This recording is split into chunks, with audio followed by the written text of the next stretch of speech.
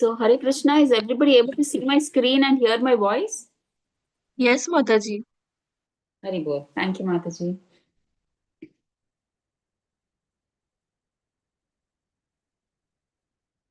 Okay, is everybody able to see my video also, right? Yes, Mataji. Yes, Mataji. Very good. Okay, thank you, Mataji. Thank you.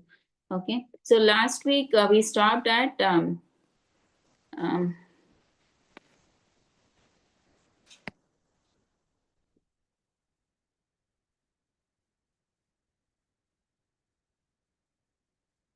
so we finished Atyahara. Okay, the 6 obstacles are there, and in that we finished Atyahara, first one. Then we finished Prayasa, over endeavoring, over effort, working for more than required, and Atyahara is consuming or eating more than required, or collecting anything like wealth or knowledge or anything beyond our capacity. So that is not required. That is an obstacle. And today we'll discuss about Prajalpa. Okay, this is the third obstacle, Prajalpa. So Prajalpa means what? Idle talk. So just give me a minute.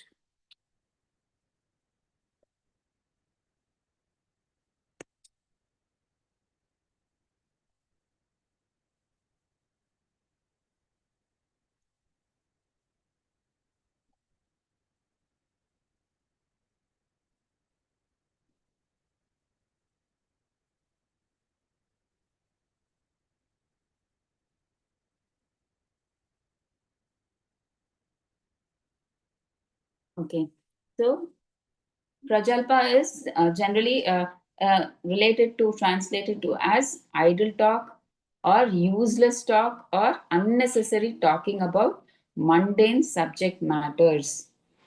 Okay, this is what generally a normal material person does, right? Generally, nobody in a personal life talks about spiritual things or something about God or devotees or what seva we have to do. We never talk about spiritual things. We talk about material things which are useless and which have no benefit. Unnecessary talking about mundane subjects. That is prajalpa.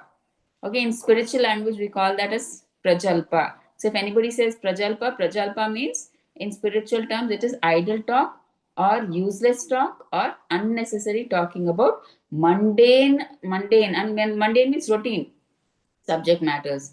This Srila Prabhupada emphasizes that human life is meant for simple living and high thinking. And whatever we talk, converse, should ultimately serve the goal of self realization of or Krishna consciousness. See, what is Prabhupada saying? Whatever we talk, it should be related to Krishna. Okay, it should give us that Krishna consciousness. Whenever somebody is talking, it should remind. See, when you see that person, Mataji or Prabhuji, you should remember Krishna. Okay, that should be the way we should talk. Not that, oh, this Prabhuji or this Mataji, no use. What is the use of associating with this Mataji? We should not be a person or who is like in that category. Okay, even after coming to the spiritual path, we should not be under this thing that, I mean, everybody has their own stages. They're passing through different phases. It is very difficult all of a sudden to talk about spirituality, but generally as we progress different stages, we come to this stage. We should come to this stage where we leave mundane talk, and where people should think when they see you, see a Mataji or a Prabhuji, they should think that, oh, this Mataji, when I say, when I associate, I remember about Krishna so much. Or when I associate with this Prabhuji, or seeing this Prabhuji reminds me of Krishna. Okay, so like that we should be. Okay, so Prajalpa is anything that diverts one's energy and attention from the spiritual goal. So when you talk about mundane things, you're diverting your mind from the spiritual goal, right? So how much ever you fill your mind with spiritual thoughts, that much at the end of your life, when you're nearing your death, you will be able to remember Krishna. See, what goes in your mind, that comes out, right? It's not like something else. I mean, when you take garbage in, garbage only comes out. If you take spirituality in, that will only come out. So the more and more we associate with the spiritual minded people, that is what will be there in our mind. Okay, so there are generally two categories of talk. Prabhupada explains that the talks fall under two categories. So one is prajalpa. So prajalpa means useless mundane talk, which should be avoided.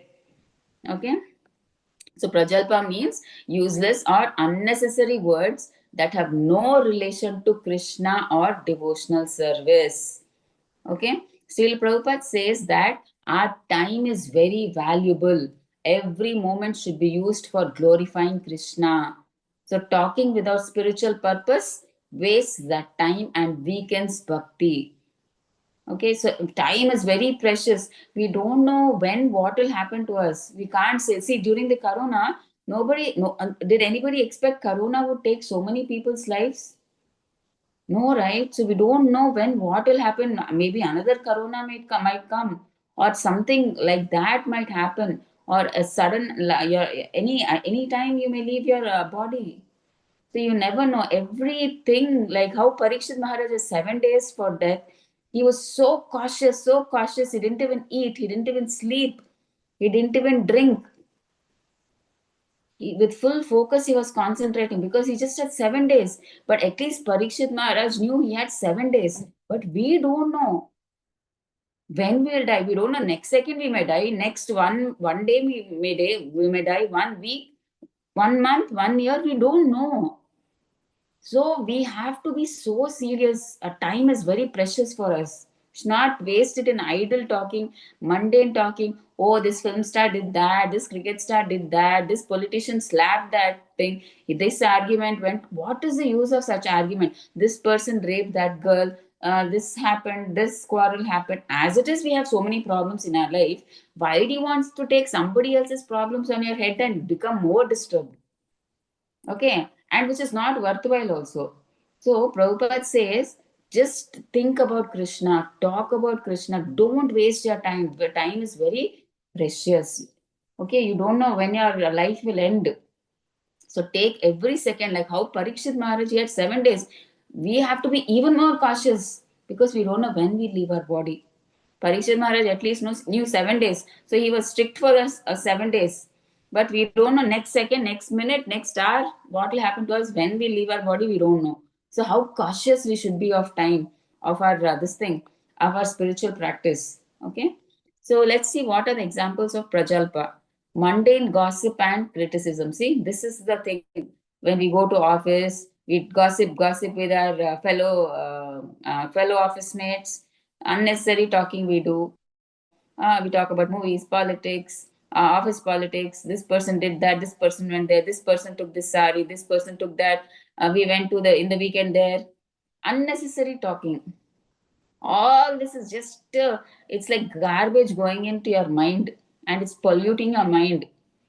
It's just like mere sense gratification.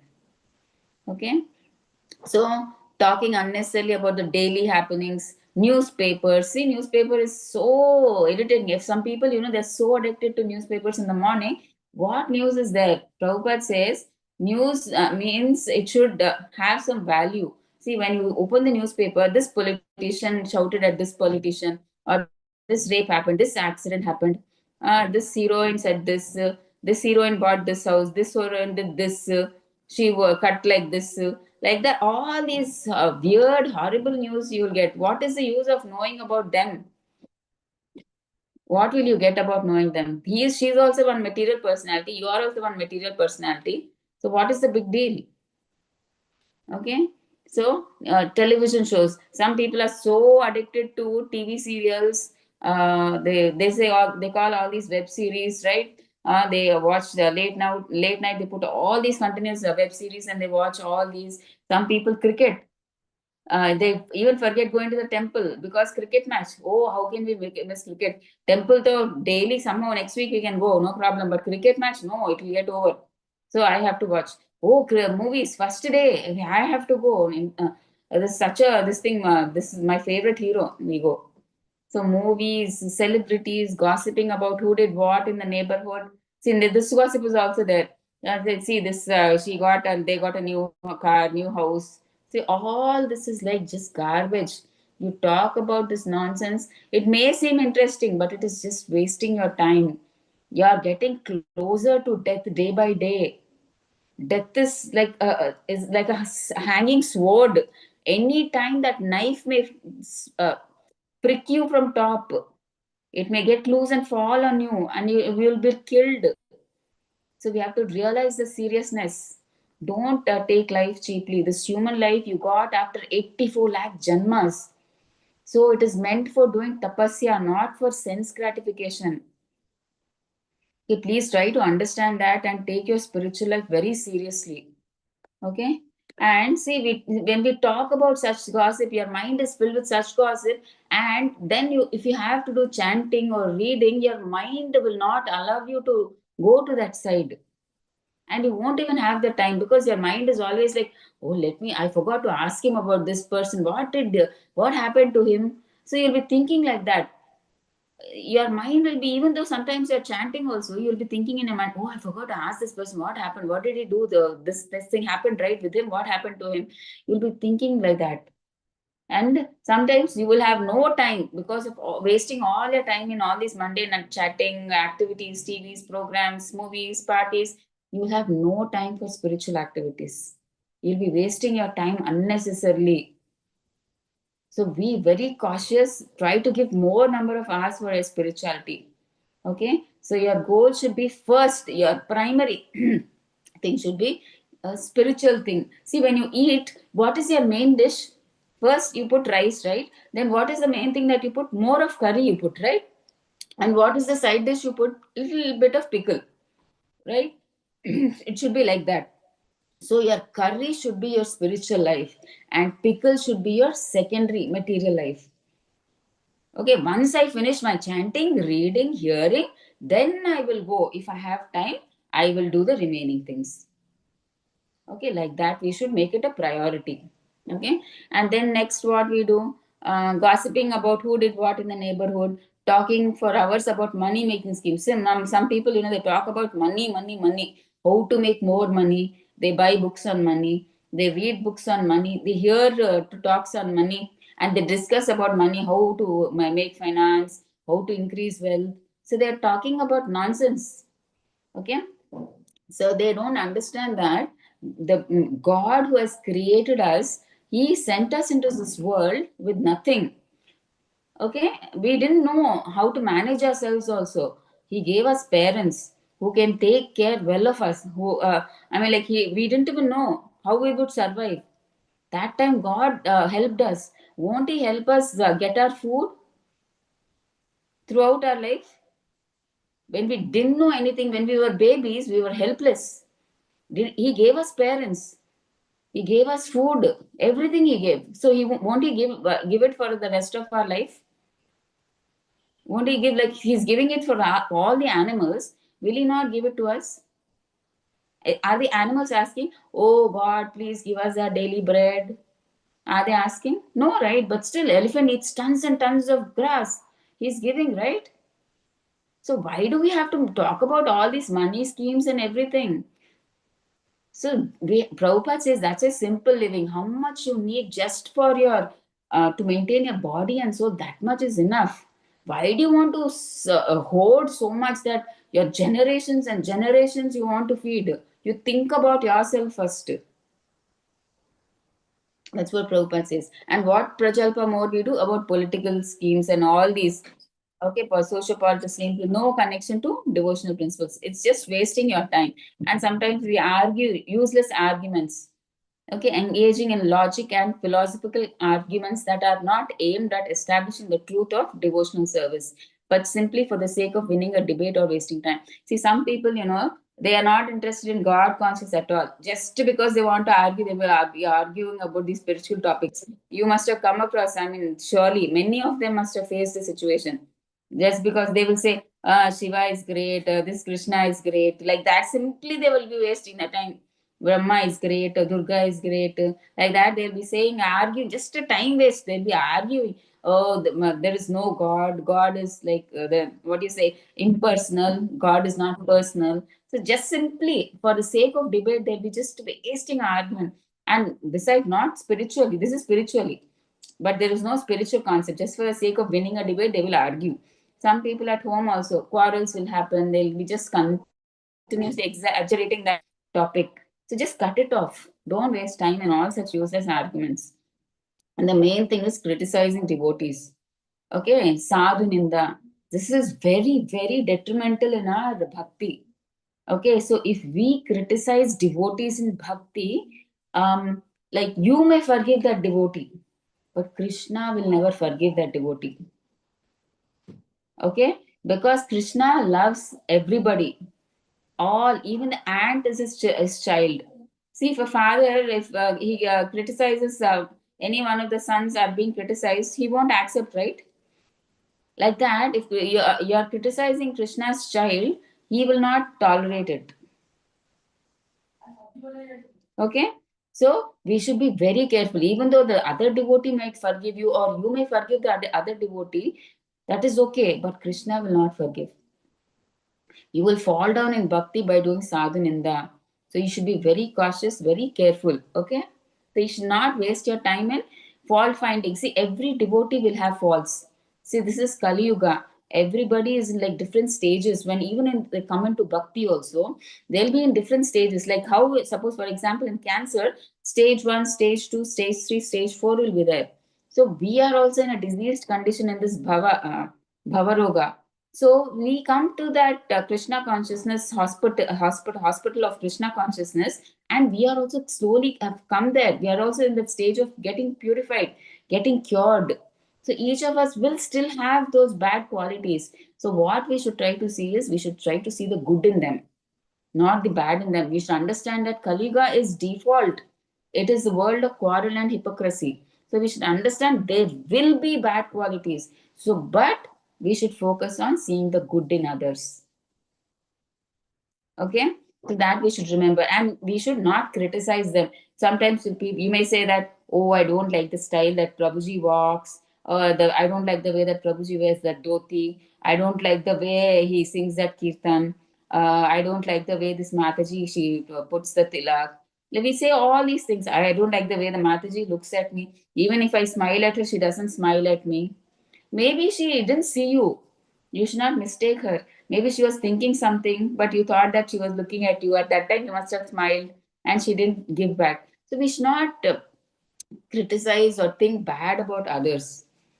Okay? Instead, we should use our tongue to whomever we don't like, we should use that tongue to glorify them. Okay? So excessive reading. And reading also, you should not read all these mundane novels like which are full of garbage, nothing useless. Okay, instead of that, see, we have so much spiritual knowledge. Even if you read for throughout the many janmas, also you won't be able to finish so much knowledge Prabhupada gave. And to understand that knowledge, oh my God, you need the help of all our gurus, the senior Vaishnavas. Their classes you have to listen. Just by your mere reading of the books, you won't understand. You won't be able to understand. Okay, so we should not waste our time in reading all these junk. What do you say? These magazines, these film magazines, or these what do you say? Share magazines. You have all these magazines, right? So we should not be we should be refrain from all those things, these daily fiction novels and all those things, stories. We should be just far away. Okay, and we saw this right initially. Prabhupada, in the first sloka, we said Prabhupada cites the analogy of croaking of a frog, which invites the frog's own death. What happens if the frog keeps croaking? It is telling the snake, oh, here I am, please come, please eat me. So that's what we are inviting the snake. The frog is inviting its death. So similarly, if we talk unnecessarily, we are inviting material entanglement and spiritual death. Why? See, the more we talk about mundane things, the more obviously we get attached to this material world. So the more our material desires will increase. So if desires are increased, you have to come back to fulfill them again. So which means you are getting entangled in this material world more and more. Okay, so we should be very careful. If you talk about spiritual things, you will think about Krishna in the end and you'll go back to Krishna Loka. If you think about Maya, obviously you'll come back to Maya. So it's all in your hand now. So Krishna has given you that freedom. See, you want Maya or you want me? Please decide. So Krishna is not forcing. He's telling you decide. You want Maya? Okay, take Maya and keep rotating here itself. You want me? Come back to me. I will give you all free facilities for you to do your spiritual progress. Okay. If you say I don't want Krishna, Krishna will also leave you. He will go far away because you don't want. He gives you that freedom. Who want Krishna? Krishna will give all the facilities so that you can progress in bhakti. If you say, I don't want Krishna, so Krishna is also not least bothered. He say, okay, go. Right? He is giving us the freedom. It's not that he's out of anger, he's leaving us. Because we have that minute freedom and we don't want to be with Krishna, he gives that freedom. Okay, you don't want me, right? Please go away. Whenever you want to come back, I will always be there to help you. Okay. So, what is the other talk that we should adopt? Krishna Katha. Okay, Prajalpa we should avoid and we should take to Krishna Katha. Okay, so opposite of Prajalpa is Krishna Katha or talking about Krishna and his service. So, this is the favorable use of power of speech and is essential for advancing in devotion. So, you can talk to people about, see, when you go to the job, also, what you should do is you should not talk to your office mates, you should try to give them your association. But you should not take their association. Okay, you should tell them that, you know what, I heard this Krishna Katha today. I want to tell you that, and then you can tell them this, and then you can tell them that, oh, this is the month of book distribution. Would you like to read the Bhagavad Gita? And the Bhagavad Gita is like a manual. It has all the do's and don'ts, like how you have to live your life. Oh, would you be interested in reading this book? So you can just tell them all these things daily. One new thing you can just talk to them about that. You should give your association to them. In fact, you should not take their association. You should not take the dump or garbage that they are throwing and into you. Okay, so like that. So we should talk about Krishna conscious movement, sharing the message, discussing philosophy, and enlightening one another about Krishna. So you should glorify Krishna, chanting the names of Krishna, kirtana prayers, reciting, discussing scriptures like the Bhagavad Gita and Srimad Bhagavatam. Necessary, what you should do? A household, a discussion about family, maintenance, or work that is ultimately dedicated to Krishna's service is permissible. So you can talk about money matters or family maintenance related to Krishna's service. That is okay. That's what they're saying. So that too, if it is kept to a minimum where you can maintain your soul and body. Okay, you can maintain, you can discuss about like, okay, this much money I need and this much money for Krishna consciousness I want to donate, and this much I need for this I have to do this planning. That planning is allowed minimum, that to how much ever you need for your body and soul and for your children's school expenses, food expenses, like that minimum, that discussions can be there. Okay, so what Prabhupada is saying, see, why waste time about talking about politics or cinema? Better chant Hare Krishna. That will save you. Okay, this is Prabhupada's direct words. Why waste time talking about politics or cinema? Better chant Hare Krishna. That will save you. Okay, so the tongue has two functions. What Prabhupada is saying? To vibrate and to taste. Means it can speak and it can taste. If you use it only for gossip and eating nonsense, life is wasted. Use it for chanting and honoring prasada, and you will go back to Godhead. See, this is what Prabhupada is saying.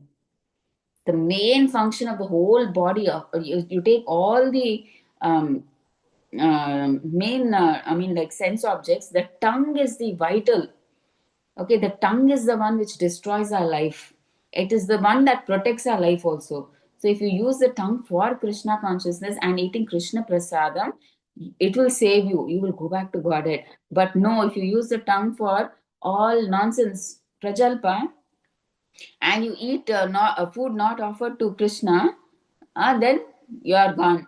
That's all. You are in Maya, you'll be roaming here only. You'll nicely be getting kicks from Maya. You will be in this material world full in troubles, difficulties, and all that. Okay. So we don't want all that, right? We want a happy life, right? Where there'll be no education, no job, no nothing. We like to study when we were children? Do we like to study? No, we are forced to study. And job also, we know sometimes we don't like to do the job because maybe we may be interested in something else. Maybe we wanted to become an artist, but our parents asked us to work in IT maybe. And then we are forced to work. Oh God, what is this? Everything I don't like. So we don't like to do job. Sometimes food also we don't like that food, but we are forced to eat. So all this won't be there if you go to Goloka. You see all the cowherd boys. Do they study? Do they do job? Nothing, right? They're happily morning. They're herding cows. Morning till evening, they are just playing, eating, enjoying with Krishna. Everybody is in Goloka. You see, they're happy. They're enjoying. Okay, so that is why we have to go there. It is like it is said that this place is material world is kunta, it is full of miseries. Why kunta means what? No miseries at all. It's full of happiness, bliss. It is increasing every time, more and more. See, here happiness is temporary. See, if you have one gulab jamun, that is the first happiness you get, the best happiness when you have the first gulab jamun. But as you increase the gulab jamun 1, 2, 3, 4, your happiness keeps decreasing, decreasing, decreasing, and there'll be a stage when you eat the 10th gulab jamun. Oh no, no more. Your happiness is gone now. So the first gulab jamun is the best happiness you get, highest happiness you get. But in spiritual world, it is reverse. Day by day, it will be increasing. So you want that, right? So that is what we should aim at. So finally, prajalpa means shows if you are still doing prajalpa after so much of telling, it means that you are lacking seriousness in spiritual life. See, prajalpa means you're still doing prajalpa means you are lacking seriousness in spiritual life. So, sincere devotee avoids useless chatter and instead fills the tongue with harikatha and kirtana. So, time is very precious. Each moment wasted in prajalpa is a moment lost in serving Krishna. Okay, instead of gossip or argument, a devotee uses every word for kirtana, glorification of Krishna, and every moment for his seva, service.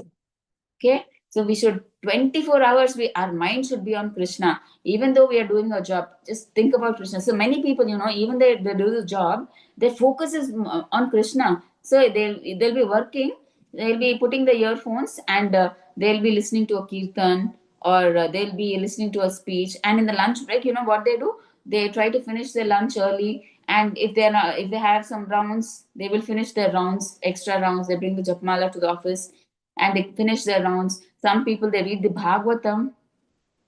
Some people try to memorize shlokas in the office. Still, whatever possible they try to do, they are still connected with Krishna. It's nothing is possible. We may think that at our workplace it is not possible. Everything is possible. Anywhere it is possible. Some people, they shy away. In the bus, some people they have to travel by bus or by auto. They are in the bus. People they keep seeing at you. They feel shy. But what are you doing something wrong by chanting God's names? Why should you shy? People who are doing bad things, they should be feeling bad. But you are doing a good thing by chanting. In fact, you're setting a good example in the bus. In the RTC bus, what is wrong when you're chanting? No, nothing wrong, right? You can do that. Anywhere it's possible. Okay, so this is about Prajalpa. Okay, so this is a great obstacle. So you should use our tongue for chanting. I says you should two purpose tongue has talk about Krishna and eat Krishna prasada. And what you should also avoid Prajalpa and not eat. Stop eating nonsense food. Nonsense food means non-veg or food that is not offered to Krishna. So we should avoid. Okay. So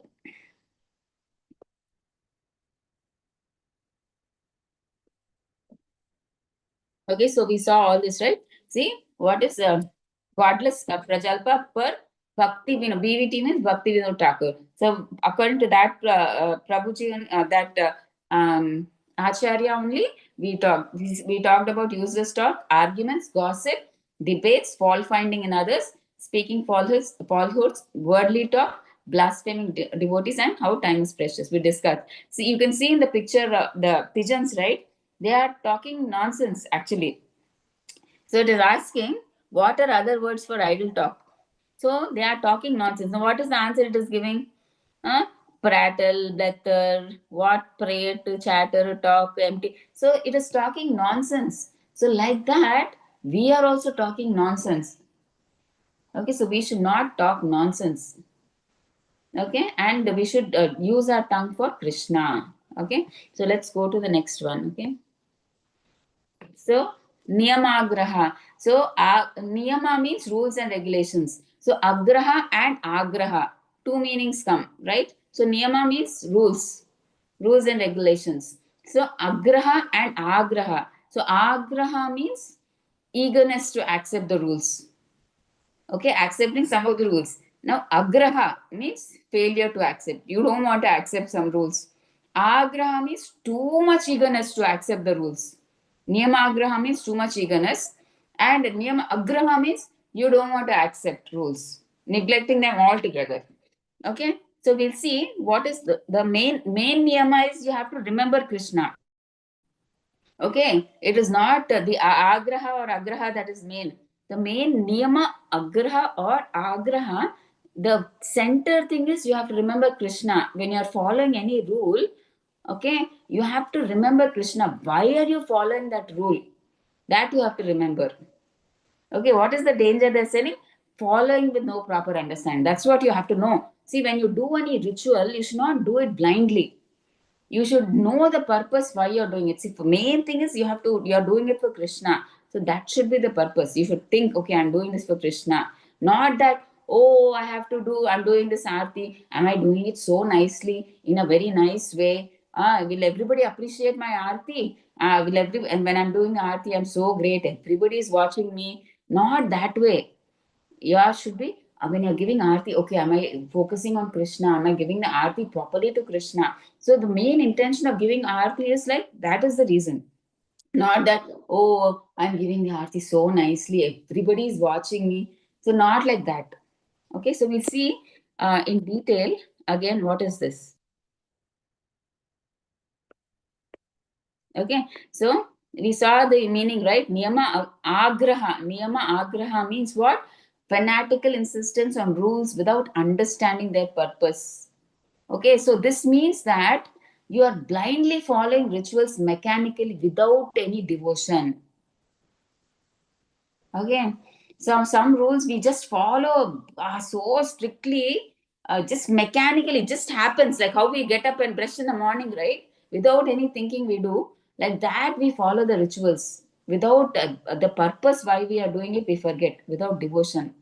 Now, some people fast, but what do they do? On fasting, they do all sorts of nonsense. On that day, they watch movies, they talk to friends, or some people they fast just because they have to fast, doing all sorts of things. Some people do it for weight loss, but they don't remember Krishna at all. Why do we fast generally? So that we can reduce our food intake and focus more on spiritual practices. That is why we fast that day. Because when we are cooking, more than half of the day for ladies goes in cooking only. Morning breakfast, lunch, snacks, dinner. So to avoid to save that time, that is why we do fasting, so that we can save time for spiritual practices. But we do the reverse. We try to watch movies, but we forget the main thing. What? Remembering Krishna. We fast without remembering Krishna. The whole day is gone, but we don't remember Krishna. So it should not be like that. Or like when some people are so particular, when showing arti to the Lord, oh, should I put 1 week? Should I put 2 weeks, 3 weeks, 4, 5? How many should I put? They're so particular. Not like that. No, following the rituals. The main thing is giving arti. The focus should be, that should also be there.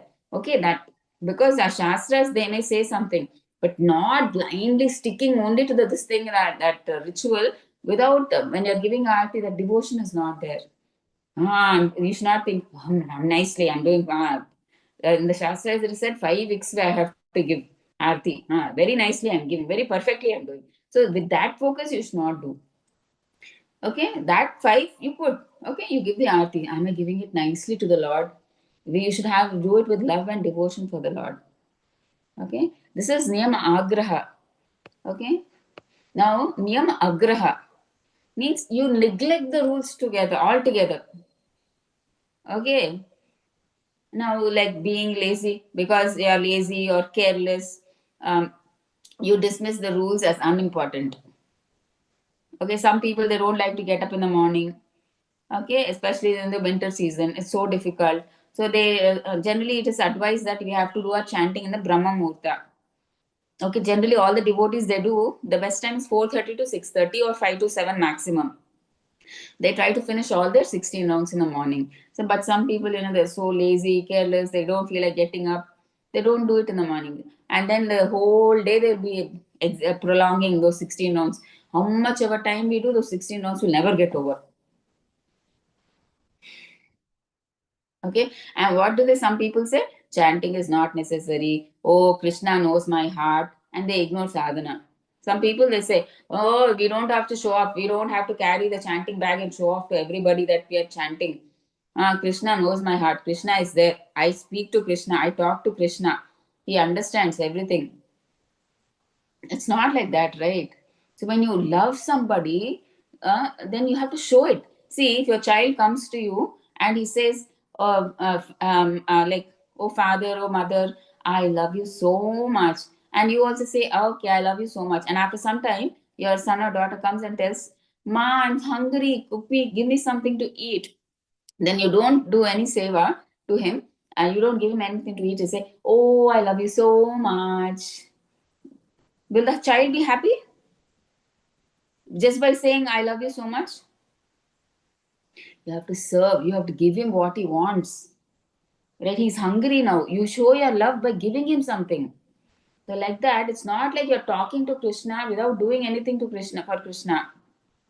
You show your love by saying that, oh Krishna, I'm chanting for you. Oh Krishna, I'm reading for you. Oh Krishna, because I want to know more about you, I'm reading, I'm hearing, I'm doing your seva. So you reciprocate to Krishna like that. Not that Krishna is in my mind, Krishna knows me, I talk to Krishna. So this is not the correct way. Okay? So many people try to escape all this sadhana, they don't do. They say, Krishna, I talk to Krishna daily, he knows my heart. I know Krishna, so I talk daily to Krishna, so that is enough. Oh, why I don't have to show off my sadhana to everybody, my chanting, oh, that I'm doing like this 16 rounds, and I don't know, I don't want to do all that show off, they will say. No. Okay, but this is necessary. You have to express your love to Krishna. How? By doing service, right? By chanting, by reading, by doing all this. Okay, so we should not ignore our sadhana. Sadhana is very important. That will only take us to Goloka, right? So we should not be that extreme.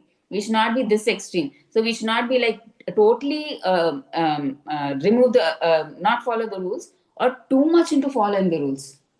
Without, the main thing is you're forgetting the goal. Krishna, you're forgetting. Okay, that is important. Okay, so what is Srila Prabhupada saying? See, rules and regulations are meant to awaken love for Krishna. If they are followed only mechanically, then they become a burden. See, if you just do it for the sake of doing, it will become pain. After a few days, you will totally leave it. Okay, so you should not do it like that. It becomes, if you do it mechanically, chanting also, if you do mechanically, it becomes a burden. Oh, when will this chanting become over? My God. And then it's like when the 16th round is over, it's like the Chapamala, you hang the bag. Amma, for today it is over. Like that, we should not do. Okay, why do we follow these rules and regulations? See, in other you see many ashramas, I mean, like many movements like ISKCON are there throughout. They don't have any rules and regulations. You see, you go anywhere. That's why people don't come to ISKCON. Many people don't come to ISKCON because here everything is like rules and regulations. There are exams. If you want to take initiation, you have to pass through so many hurdles, interviews, so many exams. You have to follow everything. Then only you get initiation. The others, they don't, in other samsthas, if you see, all this process is not there. They will say, you eat anything, you do anything, you take Diksha, I will give you Diksha. That's all. That's why you see outside there are many followers. In ISKCON, you don't have many followers because they know it is hard. They will say, who will give up tea, coffee? Who will give up onion, garlic? Who will give up all these things? See, that samstha is telling that you eat all, you can do anything. Nicely, they're giving initiation. That is what I want. And they will go that side. So that is not the thing. See, even though it is difficult, we have to follow the right path. See, we are in such a nice, wonderful, what do you say, parampara. We are blessed actually.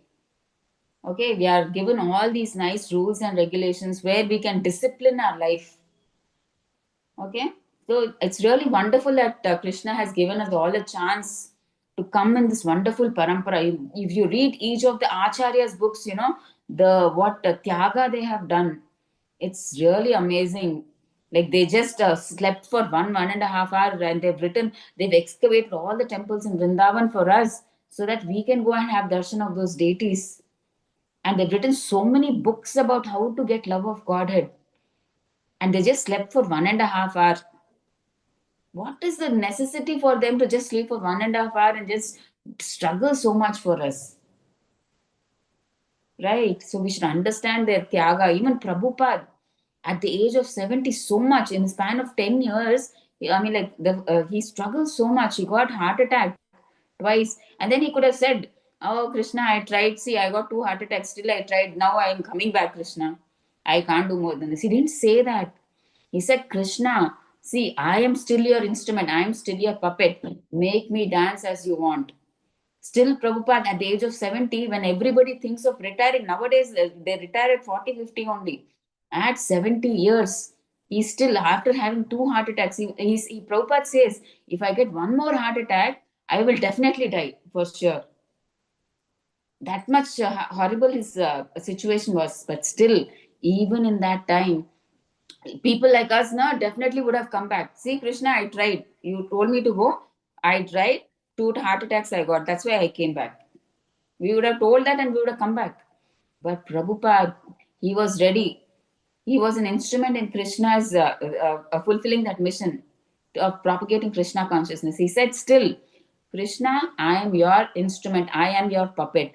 Make me dance however you want.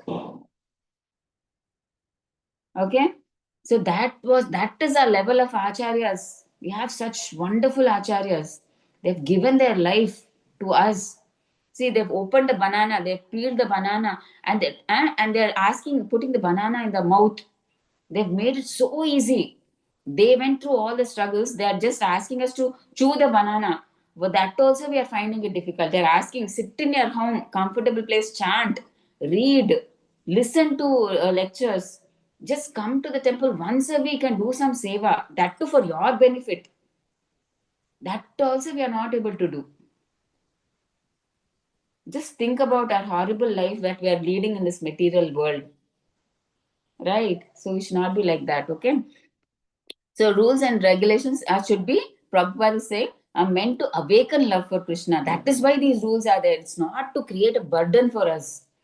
Okay. See, when we say don't eat onion, garlic, there is a purpose. It's not that we don't want you to eat, but there is a rule behind that. See, if you eat onion and garlic, it will increase your mode of passion and ignorance. But what we are doing, why we have to do bhakti, right? So we have to be in the mode of goodness. So when you avoid eating onion, garlic, you will reduce your tendency for all passionate activities and tamoguna, rajoguna activities. And why do we say don't drink tea, coffee? There is caffeine in that. It is an intoxicant which will make you addictive.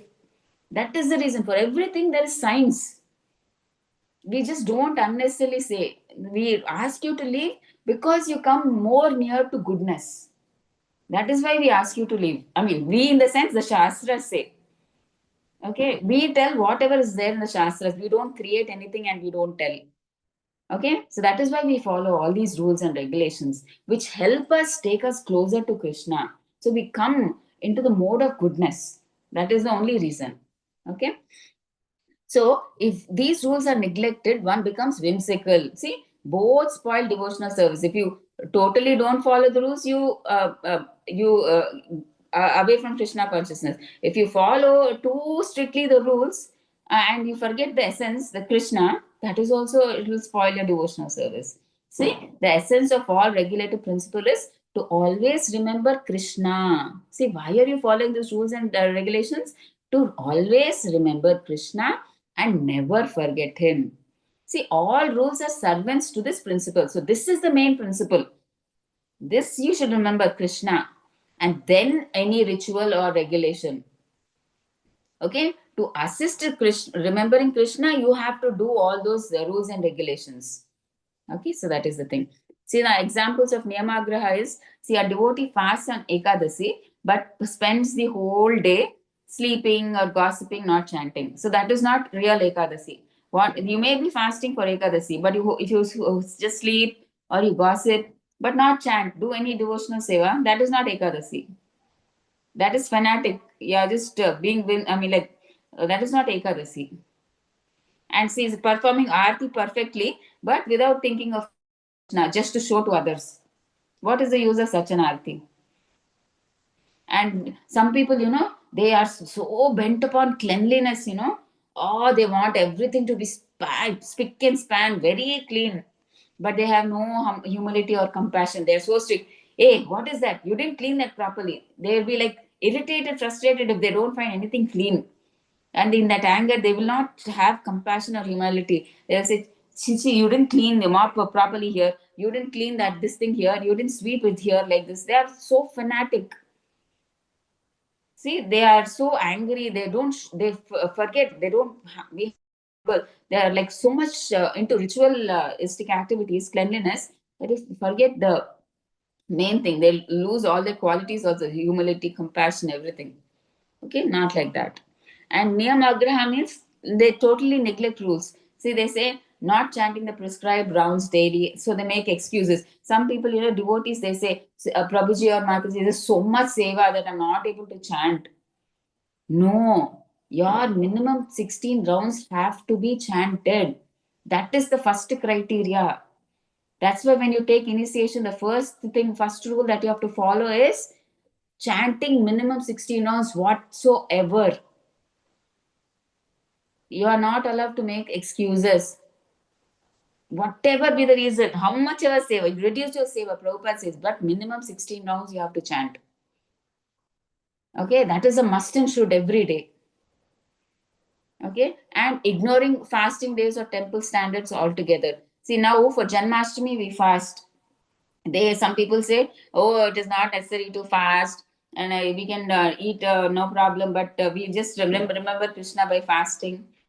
Or sometimes we fast on all these acharyas' appearance days, like Bhakti Siddhanta Saraswati Thakur and Bhakti Vinod Thakur. All these acharya, Prabhupada appearance day, disappearance day. We fast on all these days till 12 noon. Okay, so they think, oh, what is the necessity of fasting? What will happen? Nothing will happen. It should be there in the heart. Not like that. Some things have to be followed. Okay, and taking prasada casually without offering gratitude to Krishna. Some people, it becomes mechanical. Just because they have to offer to Krishna, they put the plate there, they put a tulsi, Krishna, eat, Krishna, like that. See, if a guest comes to your house and you mechanically, without any love, if you offer him food, here, take, eat, here, take, eat, eat. If you tell like that, how will they feel? Will they feel like eating? But if you say, would you like to have some more of this gulab jamun, or would you like to have some more of these chips? If you nicely, out of love, you ask, they will say, oh no, thank you, or yeah, please serve me some. Like that, they will say. So if you just mechanically, just for the sake, oh, you put it there, we put tulsi, Krishna, please take. And then you just run off. After 10 minutes, you come and then you take. Not like that. Okay, so what you're getting is remnants from Krishna, so you should offer it with love and bhakti. Okay, and then it's like you're showing your gratitude. You're saying, thank you, Krishna, for this food. So first you've given me this food. You please have first. You honor it first and you give it as prasadam to us. And then like that, you should offer it with bhakti. And then you should eat it. Okay, like that. So we should balance, okay, not too much neglecting the rules, not too much based on the rituals, like that.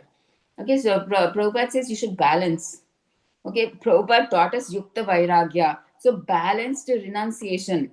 Okay, follow rules sincerely, but how? With the goal of remembering Krishna. Okay, so that's why Prabhupada says don't become rigid, ritualistic. Don't be strong, so strong on the rules. With a you should, or like don't to be too loose on the rules. Okay, the main thing is you have to remember Krishna. That is the main thing. And remaining rules, they revolve around Krishna. Okay, and fasting on Janmashtami, you should not think it as array. It's oh God, Janmashtami has come the whole day without drinking water. Also, we have to be there. Then it becomes a burden. The whole day, like Janmashtami, we fast without water till night 12 o'clock because Krishna was born at 12 o'clock in the night, right? So we fast totally without having water till 12, and we do seva from morning 6 till 12 in the temples. In spite of not having, we do seva also at that day, on that day. Okay, we put many stalls. We distribute prasadam that day. We give Bhagavad Gita books. We do a lot of preaching. We bring them to the temples. We do so much seva is there on that day. Okay, if you do it like that amongst devotee association, just so happy. You feel so happy that day. It won't be a burden. You should do it as a loving offering to Krishna. See, you are welcoming Krishna, you're wishing Krishna happy birthday. I mean, like, you should be so happy about fasting on Janmashtami. Okay? So, like that. So, this main principle is Smartavya Satatam Vishnu Vismartavyo Na Jatuchit. So, Smartavya means always remember Krishna, never forget Krishna. Okay, Vismartavyo, never forget him. See, all other rules are servants of this principle. So we should always, whatever we are doing, we should remember Krishna. That for that only we are following all these rules and regulations, right? Anything that we are doing is to remember Krishna. See, at the time of death, we should somehow remember Krishna. For that, these rules and regulations are there. Okay. Um,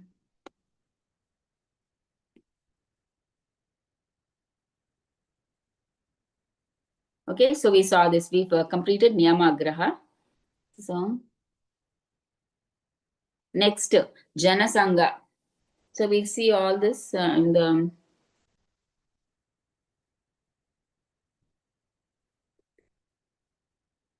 Okay, so Janasangha means people who are like materialistic people who are not at all interested in spirituality, who are not interested in Krishna consciousness. Jana means what? The normal material people. Sangha means association.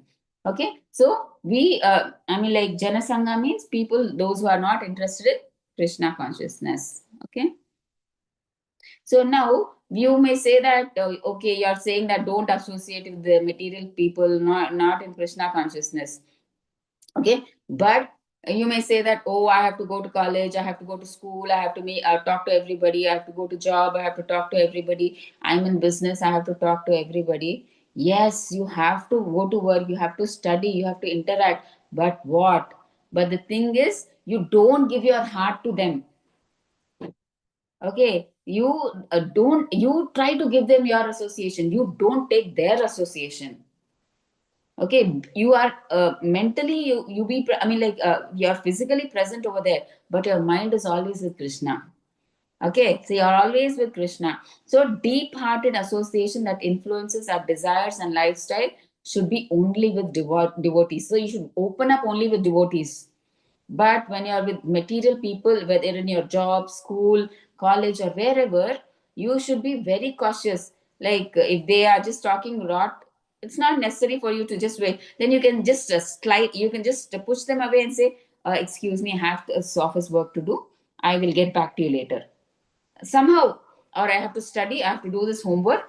Please, and somehow you have to avoid them. If it's just gossip, prajalpa. right?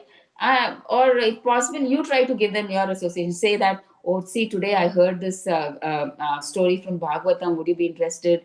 I will share it with you during the lunch break. Instead of talking nonsense, you can just give your association to them. Like that, you are giving them Krishna. You are starting their, what do you say? You're giving birth to Krishna consciousness in them. Okay, like that. So we give them our association, not take their association. Okay. So what is Prabhupada saying? So that's why association is very powerful. That's why Prabhupada, he established all these ISKCON temples throughout and many bhakti vrikshas. Why? Wherever, in whichever part of the world we go, we need these sanghas, association. See, this is the if association is there only, we are able to stand up, because this whole Kali Yuga, 99.9 people, 9% people are associated with Maya. Only 1% really are devotees who practice Krishna consciousness. See how rare a Krishna devotee is. So 99% people are in Maya.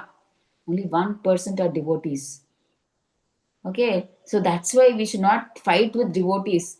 That 1% devotees also, we get clashes. So we think, oh, this devotee, he looked at me like this. I smiled at him. He didn't smile at me. He didn't allow me to do the seva. You should not criticize. You should not think about all this. See, 1% among 100% are devotees. They are also practicing devotees. We should understand. They will also have faults, but all of us are coming for one purpose, to serve Krishna. So we should remember that. We should forget all those egos. Oh, he hurt me like this, he hit me like this, he spoke harshly like this, he looked at me like this. We should forget about all that. What is our goal? To please Krishna. Right. So when our goal is focused, that's why Prabhupada, what he says, right? You stay in the boat of Krishna consciousness. Even though there may be big waves, strong waves, storms, you stay in the ship. That ship will take you to Goloka. But if you try to jump off from the ship, nobody can help you. If you leave the association of ISKCON and you jump off from that boat, nobody can help you. Somehow, bear the insults, all these things you bear. You be in that boat of ISKCON. That boat will take you to Goloka. That's what Prabhupada says. And even Prabhupada's guru, Bhakti Siddhanta Saraswati Thakur says, bear all that insults. How much time? It's hardly, how much is your life? Another 10 years, 20 years? That's all. After that, if you bear all this, you will go to Goloka. Right? It's so easy. So we should think about all this, okay? So Prabhupada says association is very, very powerful. So that's why you have to maintain association. Otherwise, you'll be in Maya. Okay? So whomever you associate, you become them. Okay? It shapes our desire. See, if you are with a devotee association, in the devotee association, you will get their qualities, you will get their desires, you will get their habits, and your goal also will change. Everything will change. So if you are with materialistic, your goal will be different. If you are with spiritual people, your goal will be different. See, like these material people, they form all these clubs, laughing clubs, and all these whatnot, horrible clubs, unions. Because why do they form all these clubs? Lion Club. Why do they form? So that they want to progress in that association. That's why they join more and more members. Why? What is the necessity? So they want such people to come in association. They can, so that they can progress more and more. That's why they form these associations. Okay, it's like that. Similarly, devotees must form Bhakta Sangha to advance in bhakti. So that's why Prabhupada established all these bhakti centers throughout the world. It's not just in India, internationally, throughout the world, we have ISKCON. Wherever you go, ISKCON is there. Okay, therefore, Srila Narottama Das Thakur instructs what? One of our acharyas, okay, prominent acharyas, Srila Narottama Das Thakur, is saying, Bhakta Sane Vasa. So, Bhakta Sane Vasa. Vasa means stay. Bhakta, in the association of devotees. So important. So important. Association is very, very important. Okay. Be it online or offline, somehow you associate with devotees. Okay. So, Prabhupada established, see, ISKCON for this very reason, to create a spiritual chambers of commerce where instead of exchanging, see, generally in the chamber of commerce, what do? all these talks, whatnot, oh, what sense gratification, they exchange all these. But Prabhupada established ISKCON for what purpose? For exchanging what? Harikatha, Kirtana, Prasada, and service. How wonderful is that? Okay, so examples of Janasangha is spending too much time with the gossipers. See, all these materialistic people, what is the gossip about film people and all that, drinkers. There are people absorbed in movies, politics, sense enjoyment. You all know better, right? I don't have to tell all these examples. We all know, right? Because we face all these every day. Okay, politics, sense enjoyment. So their mentality will influence us. So that's why we should not take their association. Okay, reading or listening constantly to materialistic media that drags the mind away from Krishna. Okay, we should not read or listen constantly to see.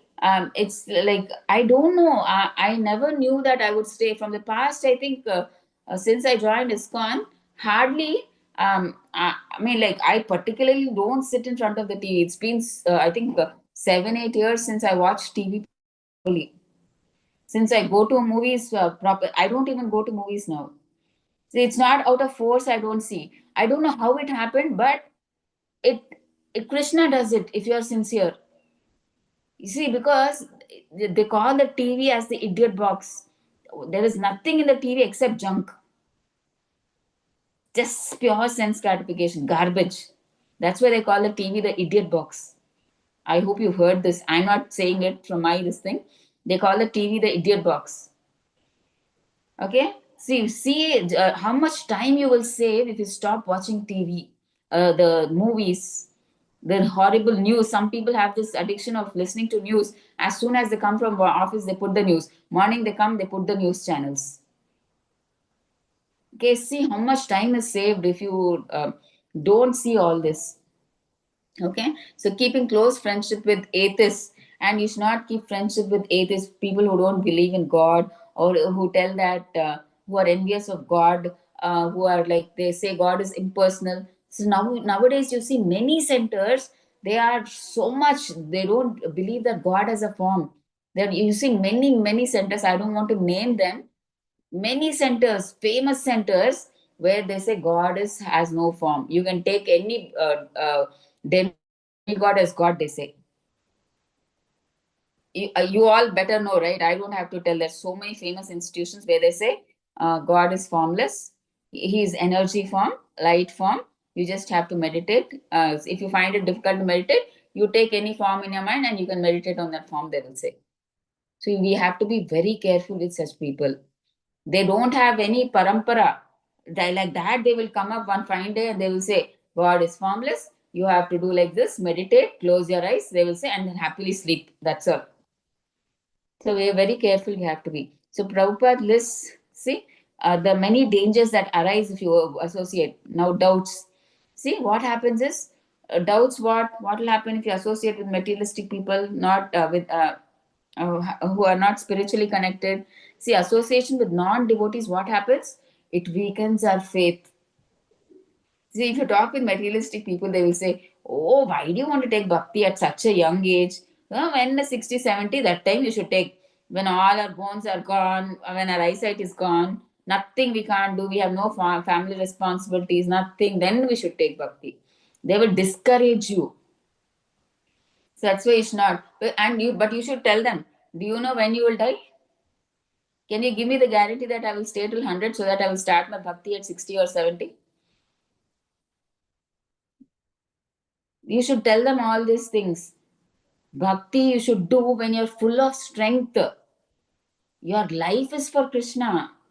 Not when all your body parts fail, then you give your body to Krishna. When you're full of vigor, strength, then you should give your body service to Krishna, which shows that you're giving importance to Krishna. Not that when everything materially is over, when you're not able to do anything, when nobody cares about you in your old age, then you turn to God. When your son doesn't care about you, when your daughter-in-law doesn't care about you, when your children don't care about you, nobody cares about you, then you come to Krishna, you come to the temple, then you give Charnamrit. That is wrong. When all leave you, then you come to God. But when you're full of strength, then you should come to Krishna. Okay, so it weakens faith. When you talk with such people, your devotion will go. Then you'll think, oh, this person is saying right only now. Now is my age. I have family, I have children, wife, husband, everything. Now I have to, my responsibilities I have to do. Obviously, devotees also, they do their responsibilities. Side by side, they do spiritual activities also. It is possible. That is what, if you come in association of devotees, you will know how to do that. How are you doing, going to movies? You go on weekend trips, long weekend trips. How is that? How you're allotting time for that? Similarly, you allot time for this. You don't waste time in TV. You don't waste time in movies, parties. Then you will automatically have time for spirituality. Okay. Okay, there may be question or mock devotional practices, planting skepticism. Associating with non-devotees can make one lose taste for chanting and service by, see, reviving old doubts. So you will become, if you associate with such people, you will get doubts. I mean, like saying that, oh, I think it's better now I stop. What this person is saying correct. It's better I go back to my old ways. And then we'll go away. So all these doubts, old doubts, the doubts will will come up by talking to these people. So that's why we should avoid. And offenses, so we said, right, or Vaishnava aprada we should not do. It's one of the greatest obstacle in bhakti. Okay, so we should not be in bad company. See, bad company, if you are there, obviously they talk about bad things, gossip, criticism, envy. So bad people, you can't expect good things, right? So they'll have all these bad things. They'll fill all those bad things into your mind. So because of which you'll do Vaishnava Aprad. Okay, so doing Vaishnava Aprad, it's the greatest disaster in bhakti. Okay, that's the first thing you should avoid. Ninda, Vaishnava Ninda. Okay. Next, acting contrary to our values. So when we live among materialistics, we start imitating their habits. Okay. So what happens when you're with the material people? You'll try to see, oh my God, this person has got such a big bungalow, nice house. I should also get such a beautiful car he has. Arey, I don't have now. I should try to get a car. I should be on equal level with him. My wife is nagging me every day. See, his husband got a beautiful diamond necklace. You're not able to buy one for me. So all these things will be there.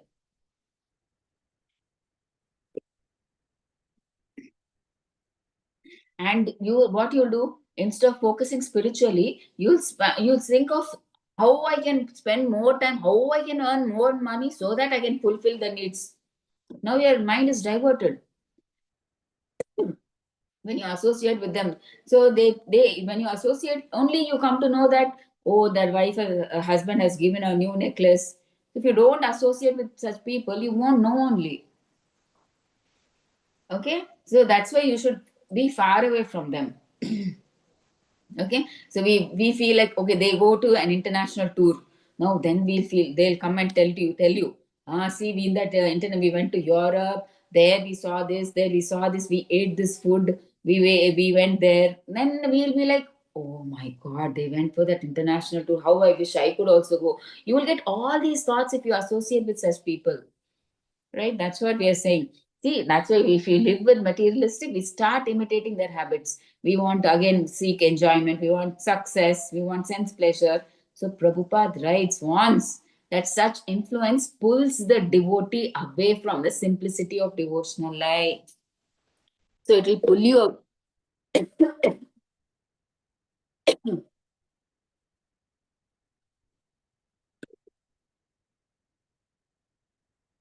I'm sorry. It will pull you away from your devotional life. So as far as possible, please try to avoid association with the materialistic people and try to associate more and more. Give more of your time to online devotee association or offline devotee association. Wait a bit. Thanks. Okay. So greed. Next obstacle. What? Greed for mukti bhukti siddhi. If you associate with Janasangha, materialistic people, what will happen? What are the three contaminations of material association? Main things: is bhukti. Bhukti means what? Desire for enjoyment. Okay, so all the above that we were saying, right, is falls under this bhukti, desire for enjoyment, sense gratification. Okay, so you feel like when you associate with material people, because they don't have the concept of bhakti, right? So they their only focus will be how to increase more wealth, how to stay more comfortably, because they don't know bhakti. You know about bhakti, but they don't know about bhakti. But since you are associating with them, you will think, oh, oh my God, he's got such a big house, such a beautiful car. Oh my God, his fridge, it costs 1.5, 2 lakhs. It's such a big fridge. It looks like one big room. Oh, it has two doors. My God, what is that fridge? So you see all these things. They have a chandelier in their house. Oh my God, it costs 1.5, 2 lakhs. Oh my God, what is that? So you see all these. You want to have all those. For that, again, you start working like a donkey, keeping aside your spiritual thing. You'll think that, oh no, no, no, now I'm strong. I should save money now. I will do bhakti later. Nicely, I will store money now so that peacefully after retirement I can do bhakti. But that day will never come. Will never come. Take it as my word, because I've heard it from many senior Vaishnavas who said that day will never come where you will be able to do practice bhakti peacefully, because this world is dukkhalayam ashashvatam. So you will have dukkhas at every stage. So even in this dukkha, you should practice bhakti.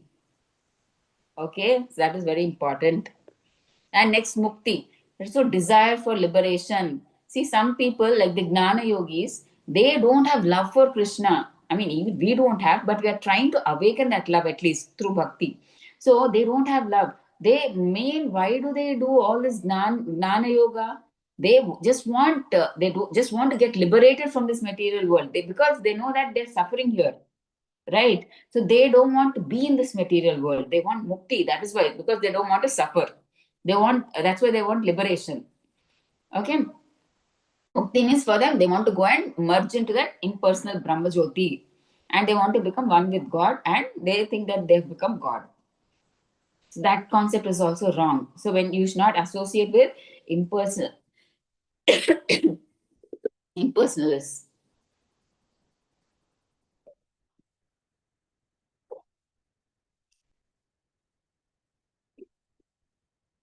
Okay, so and next, siddhis. You should not associate with yogis like siddhis. These people, they get all these mystic powers. Like they can become too small, they can become too big, and they can just put their hand and they can go to some other universe and they can bring what is there, or to some other city. They can go and bring a pomegranate of the some other tree, and they can bring everything just like that by sitting at one place. So they get all these siddhi. Such people also we should not associate. Okay? So what Prabhupada is saying, bhakti, mukti, siddhi, we should not do. With such people, we should not associate. Okay? So that says what Prabhupada is saying, the association of materialists leads one to seek bhukti, mukti, or siddhi. So when you associate with Janasangha or materialistic people, we will feel like having these three, bhukti, mukti, or siddhi. All of these destroy bhakti. Okay? So what is the positive alternative Prabhupada is suggesting? That's why you should give up this Jana Sangha. Then you should take Sadhu Sangha, devotee association. So this is the seed of bhakti. As Chaitanya Charitamrita says, Sadhu Sangha, Sarva Shastra Kaye. Okay, what else say? You should Sadhu Sangha, Sarva Shastra. What does all the Shastras say? Take Sadhu Sangha. They're saying 3 times. It means you have to, it is compulsory. Sadhu Sangha is so important. Okay, just like how businessmen they associate with businessmen. So devotees should associate with devotees to increase their bhakti lata bija, the creeper of devotion. Okay, so what is Prabhupada saying? See, in Prabhupada's words, if we associate with drunkards, we also become drunkards. See, you may not be drinking at all now, but if you sit in the association of drunkards, first they will say, you will sit one day. So next day you will go. They will say, And just have one sip. One sip, so what? Nothing will happen, no, they will say. And then you'll have one sip. Next day you will go. They'll give you two sips, they will say. Two sips, what will happen? You will also think nothing will happen. Okay. Like that, slowly, slowly the quantity will increase. Finally, you'll become a drunkard because you're in the association of drunkards. Like that. So even though we are like material people, but if we associate with devotees, slowly, slowly, like how a drunkard who was not a drunkard become a drunkard, you are being a material person, you associate with devotees, you become a nice devotee. Okay, this is the law of association. That is why these sanghas are kept. The more you associate with that sangha, the more you become like them. Okay, if you associate with devotees, you become a devotee. If you associate with material people, you'll become like more like a material person, like that. So ISKCON is created so that people may not be lost in bad association. That is why Prabhupada he established this ISKCON sanghas throughout the world, not just here in India, throughout the world, wherever you name it. In any village in India, also you name it, it is there. Because we should skip from this bad association. That is why Prabhupada put all these sanghas. But always remain in the uplifting association of devotees. So, see, core principle is bad association, it pulls us down. Devotee association, it lifts us up. Okay, so that's why Rupa Goswami says, Jana Sangha Tyaga, give up bad association. Give up. Jana Sangha Tyaga, give up bad association is essential for bhakti to flourish. So we saw that Narottam Das Thakur, he says, Bhakta Sanevasa, live in the association of devotees. So through such an association, what happens? Doubts are destroyed. So when you stay in bhakti association of devotees, what happens? All your doubts are destroyed. So your faith and enthusiasm grow in bhakti. So we gain taste for chanting and hearing. See, throughout the week, we don't have any devotee association. Generally, we take association only on weekends, Saturday and Sundays, right? We try to lose our battery, and then Saturday Sunday we come, we get fully charged up, and then again we are like ready for Monday to face Maya. Then what happens? As the week ends, Friday comes, our charging gets lower. That's why again we recharge. Saturday and Sunday we come into devotee association. Okay, like how a cell phone, it loses its charging, right, gradually. Once we charge, it is full. Okay, and then slowly it reduces, like that. So we have to recharge, keep on recharging every week. So association is very, very important. We need it daily. Okay, and we'll see in the chart also, there is this chart where we should avoid non-due association is like this. Association we should avoid of what, whom? We said, right, gnanis, karmis, yogis, demigod worshippers, atheists, sensualists, and skeptics. So we saw, right, gnanis, why we should avoid? Because they say that merge into the impersonal Brahman. Karmis, they are sense gratifiers. Yogis, because they're mystic powers. Demigod worshippers, we should not, because we worship for temporary material benefits, which we are not interested. Atheists who don't believe in God, all these people we should avoid. Okay, so these influence one to act materially and neglect Krishna association. And what should we not have attachment to? Women or men, opposite sex attraction should not be there. That's why Prabhupada, even initially when he went to America, there this live-in relationship is common. A boy and a girl used to live in a house. That is common for them. They used to live as friends, or even if they love each other, they stay. That is common over there. So Prabhupada said, people who used to come for practicing Krishna consciousness, he used to say, no, no, no, you can't stay like that without getting married in one house. You have to get married. And then he used to get them married, right? So we should not have attachment to women or men, opposite sex attraction. That should not be there. Only you should have one wife or one husband. That too legally you should marry, and then with that wife or husband you should stay. Okay, that should be the only. So you should not have any illicit relationships. That's what it means here. And wealth and positions. So you should not be attached to saying that, oh, I have to earn this. My neighbor is having a big bungalow. Even I want a big bungalow, palace. I want.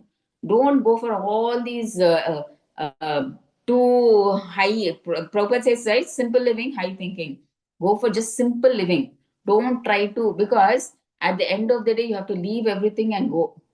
Right? So why do you want to struggle? Another 10, 20 years you will stay. For that, why do you want to work hard like a donkey, work, work, work, and then by the time you get that house, you'll go off. Who knows? Right? So don't waste your precious life in that. You are actually not this body. You're the soul. So do something for your soul, which you're supposed to do. You do that. Don't waste your time for other things. Right? See, if Prabhupada wanted, after going to America, how much he went with 40 rupees in his pocket from India, but he got crores and crores of rupees. If he was really greedy about money, he would have taken all that money and he would have come back. But he didn't take a rupee. On his deathbed, Prabhupada, the disciples asked, Prabhupada, do you have any desire which you want us to fulfill? They asked, Prabhupada, what did he say? He was so peaceful. He said, I have no desires, just do kirtan. That's all he said. He was not at all worried. If we are on a deathbed, we'll say, see, this my property is there. You take this property. That property is there. They will take it. Otherwise, you be very careful. You'll be telling all this nonsense you'll be telling. You'll tell your wife, this property is there, that property is there. You'll give this to your child, this child, that child. This you put there, that. This nonsense only you'll be telling. Will anybody at the time of deathbed will be so peaceful and he says that, no, I'm not worried. I don't want anything. Just do kirtan. Will any of us be in a position to tell like that? He had crores and crores of property at that time, but still he was not worried. What will happen to all that? He said, no, I'm not interested in anything. I just do kirtan. That's all he said. We should all come to that stage because we have to leave everything. This is all, after all, Krishna's. He knows how to handle it. Krishna has given to us, to man. We are like, what do you say, guardians. This is all actually the money that we have, the house we are staying, everything is given by Krishna. He knows how to take care of it, like how he has given it to us. After, someone else will take care of it, right?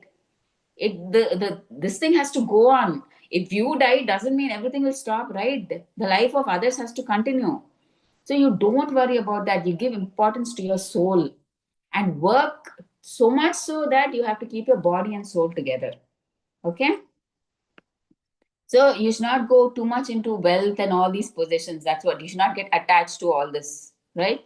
And prejudice, false pride in one's culture. You should not have this what do you say, great feeling that, oh, I belong to this caste. Oh, I belong to India. I belong to America. Oh, I work in IT. I'm an assistant manager. I'm a manager. I'm a CEO. So you should not have this. These are all bodily designations. These increase your pride and attachment to this material world. But what are you actually? You don't say I body, you say I body, right? You don't say I body, you say my body. It means you are not this body. You are the soul which is separate from the body. Do something for your soul. Leave all these false prestiges, all these false pride of the body, you leave. Okay, that's what they're saying here. Leave all these. Okay, so you should not have the pride that, oh, my country is so superior. I'm born in India. I'm so great. I'm a highborn Brahmin. My caste. I'm a Brahmin. Oh, you are Shudra. No, no, all these are like, they increase your pride and attachment to the material world. Like, I'm wealthy. I'm successful. Only my tradition is pure. You follow all nonsense. So all this, these material things will make you stick to these kind of people. They make you stick to this material world. Okay, so all these are extensions of asat sangha, turning one's heart away from the supreme. Okay. So here they are saying, in summary, Prabhupada is explaining. See, when you do Janasanga, what happens is it causes doubts. We've seen, right? What doubts? Offenses we do, greed and deviation from bhakti. Like a crystal absorbing color. See, if there is a crystal, you see a crystal, if you put a crystal near some blue color, that crystal will become bluish in color. If you put something pinkish near it, that it will change the color. Okay, so like that, like a crystal, like that is what sadhu sangha does. If you associate with devotees, you become a devotee. Like how a crystal, if you put a blue color, that crystal will become absorb the light and it will become bluish in color. Like that they're saying. So that's why you stay in bhakti sangha, and that is the best a safe environment for you. Okay, satsanga means it purifies your heart. So, what is our goal? Always remember Krishna by serving and by living with devotees. Okay. So, what is Prabhupada's final warning? To associate with devotees is the path of liberation, and to associate with worldly minded people is the path of bondage. Okay. If you associate with worldly people, you are stuck with Maya. You will come back here only again, not necessarily as a human being. Don't be happy that you'll come as a human being. You may come as a pig or a donkey or a somehow, but you'll come to this material world. Okay. A devotee should be very careful to avoid asat sangha. Okay, so you should avoid asat sangha.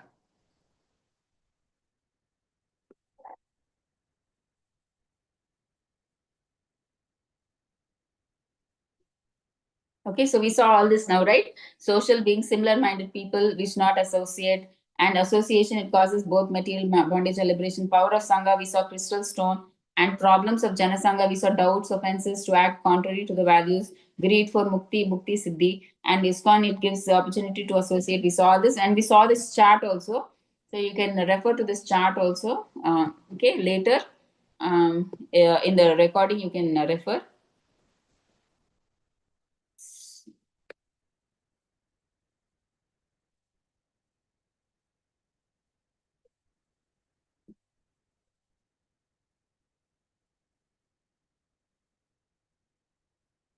Okay, so you can see, right, the chart, everything I've told, association, attachment, so that if you see in detail, you will understand. Okay, so I'm just showing it so that for in the recording, the screen comes so that you can, it'll be easy for you to refer during the recording. Okay, so that, okay. So next, 17, greed, laulyam. Okay, so laulyam you see now. This is the last obstacle. Okay, laulyam. So what is laulyam means? Greed. See, everybody has this greed, fickle-minded desire, or the restless. So it refers to material greed and insatiable desire for worldly pleasures, fame, wealth, position, or sensual enjoyment. We will want everything in the world. I only want everything. I only want that land. I only want that wealth. I only should get a good wife or good husband. I only should get good children. Everything I want, the best for me, best house. I want my children to study in the best schools, the best colleges. They should get the best husband, best everything. We'll think this is greed. Everything we want for ourselves only. Everything the best only we want. Okay, so it also includes spiritual fickleness. Even in spirituality also, see, always in the spirituality also, what we do, always chasing new attractions or new philosophies without steadiness in Krishna consciousness. So when you come to bhakti, even in bhakti we don't have that faith in Krishna. So we are trying to go to that philosophy. We go to that person, he's preaching, oh, so nice. This person, he's preaching, so nice. We put our hand in everything. In every philosophy, we put. We have this greed. This is wrong greed, actually. We don't understand. We are in such a great parampara, actually. ISKCON comes under get such a great parampara. We are in the Brahma Madhva Gaudiya parampara. Okay, it's our great fortune that we are in such a we are so honored to be in such a good parampara. Okay, we don't recognize the value of that, and then even then when we are practicing Krishna consciousness, we see that, oh, this person's philosophy is so nice, that person's philosophy is so nice. So we want to dig in. We Before we take this decision, we want to dig in. Okay, here this person is saying that, okay, is this good? Now we go to some other thing, some other, again we go. So we try to, we have this greed for knowledge, like here we keep checking what is new, what is new, is this good, what is better, like that we keep on chasing. That is also wrong. That greed is also wrong. So what is Prabhupada saying here? Greed is the disease of material life. See, the more we satisfy our desires, the more they increase. See, it's like the more you see, it's like adding when you add petrol to fire, what happens? You are trying to put the petrol off by putting fire. I mean, trying to put the fire off by putting petrol on it. Will it extinguish? It will become more big. Only if you put water, it will reduce. So, like that, in our bhakti, if you do bhakti only, our desires will reduce. But what we are doing, we are trying to do more, satisfy the desires more. We are thinking that if we fulfill that desire will go away. But it will not go, it will increase more. The only way to divert our desire is to engage our senses in Krishna. Only then when will that desire go away. Otherwise, there's no way. You may think that, okay, if I have the desire to eat in that restaurant, you may think, okay, let me go and eat. Then the desire will be over. It will not be over. You will feel like having more. Now, if one more restaurant will come somewhere, now you'll think, oh, this restaurant I went was so nice. Maybe that will also be nice. Now you start going there. And if you like, again, you'll start going to the same restaurant again. Your mind will say, that food is very nice over there. You go again, once again. So, like that, it will never be satisfied. The more you satisfy the desires, the more your desire will increase. The only way is by doing bhakti. You don't engage your senses for your sense gratification. You divert your senses for the satisfaction of Krishna. That is the only way you can control your desires. Okay, you should have the greed to do bhakti for Krishna, not the greed to satisfy your senses. Okay, that is the only way. Okay. See, he explains that laulyam makes the heart unstable. One cannot concentrate on chanting or devotional big service because the mind constantly runs towards see, new enjoyments or distractions. See, even when you're chanting, you will get a pop up suddenly in your phone. Ding, like that it will come. See, this new restaurant has come up and it is opening, and your mind will be there. Oh God, this new restaurant, and you won't be able to chant also now until you go. Your mind, oh, what will be there in that restaurant? Oh, what will be there in that buffet? Oh, what items? You won't be able to chant also properly. It will take your mind. See, if you engage your senses in the sense objects, in satisfying your senses, your mind will never be stable. It will be jumping like a monkey. And if your mind is jumping like a monkey, how will you be able to focus your mind on chanting? Your mind has to be peaceful. You are thinking about Krishna, Hare Krishna, Hare Krishna, Krishna Krishna, Hare Hare, Hare Rama, Rama Rama, Hare Hare. How will you be able to remember Hare Radharani, Krishna, Krishna, Rama, Balrama? How will you be able to remember? Because when you're chanting, you have to hear each word, each thing you have to remember. Hear. How will your mind stay be focused if you have greed for all these other things to fulfill all the other material desires? How will your mind be stable? No, right? So very difficult. So instead of laulyam for sense gratification, what should we have? We must have laulyam for Krishna Bhakti. Right? A strong, eager desire to attain Krishna. This rare human form is not for sense gratification. It is for tapasya, for doing tapasya. Just imagine another 10, 20 years if you do tapasya, you will get that golden life. You will be with Krishna. Don't think all this is fake. This is realistic. There is a spiritual world. So many of us, they don't take spiritual life seriously because they can't see it.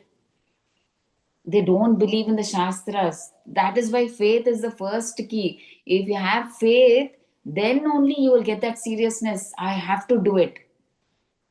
Otherwise, you will not be able to do it. You will think, oh my God, how I can see presently all these material things, all these enjoyments will go away. Forget about that spiritual world. Whether it is there or not, I don't know. Whether those Shastras are telling real or not, I don't know. Let me enjoy my spiritual, but the material life that I am having now, I don't know. Next Janma, I may be born as a donkey or a cat or what. But now God has given me so much money, everything comforts. Let me enjoy. Forget about all that spiritual things. You'll think like that because you don't have the faith. Okay, to get that faith, you have to associate with devotees. Then you will get that faith. Right? For us, all this is imaginary. To understand that all this is real, you have to do association of devotees. Then you will have that faith. If you have that faith, nobody can stop you. You will have that seriousness in your spiritual life. See, that lack of faith, we lack. That's why we don't take spiritual life seriously. We just take it as time pass. Some people just, it's a spiritual time pass. That's why they attend these classes. Because they have no other work, they will just attend for the sake of attending. Not like that. See, if you daily associate with devotees, you come to temples with seva, and you do all that, you get that faith, you get that seriousness in your bhakti. Okay? So there are two kinds of laulyam. So material laulyam is we should reject that. So what are the three types of greed? Okay, Shastra and Acharyas explain that greed can manifest towards three goals: bhukti, mukti. We saw all this, right? Siddhi. So what is bhukti laulyam? Greed for enjoyment. Okay, so this is the desire for bhukti means what? Greed for material enjoyment. What is that? See, desire for sense gratification, wealth. We know all this, right? I don't have to separately explain, but still, I will just quickly read. Okay, we have attraction for all these. Okay, wealth, family, comfort, luxury, fame, food, and pleasure. So we have greed for money, power. We want the best gadget. Like if we want iPhone, the latest model, we want iPhone Pro 16 or whatever that latest model is come. So we want that, even though it is lakhs of money. What is the purpose of a cell phone actually? Earlier it was just for calling. Now, except calling, everything we do in that phone. Okay, so we use the gadgets also for wrong purposes. We waste our time in watching all those Insta shorts and YouTube shorts. Oh my god, that it damages. And because of watching these shorts, your mind is so degraded, you become so impatient. See, now you're not able to listen to all these long speeches, like 1 hour of spiritual speech. These shorts, 1 minute shorts they'll have. Tell me everything spirituality in 1 minute. I don't have patience for all listening all these 1 hour, 2 hour speeches. Now people are becoming, because of these gadgets, they have no patience, tolerance to even listen properly. They say, see, if you want to tell anything about spirituality, just tell in 5 minutes. That's all. I can't waste 1 hour, 2 hours for all this nonsense. So that's how they are becoming now. If you want to tell in very short, nice, crisp, 5 minutes. The gist you tell. That's all. More than that, I don't have the patience and tolerance to listen. That's how they are becoming. Okay, so greed for money, power, gadgets. They want followers, fame. They want fame. So wanting more and more material comforts. See, and one more thing about comforts. See, as we are aging, it seems Prabhupada saying that we should reduce our comforts. We should try, but in fact, what we do, we do more opposite. We try to become more comfortable as we age, right? So Prabhupada says we should in fact reduce, because when we are on our deathbed, what do? They make us sleep on the floor. After we die, where do we sleep? On the floor they put us, right? That's why we should learn to reduce our comforts as we age, in fact, Prabhupada says. Okay, so material comforts, we want the more and more material comforts. So though they never satisfy, okay, jumping from one worldly attraction to another.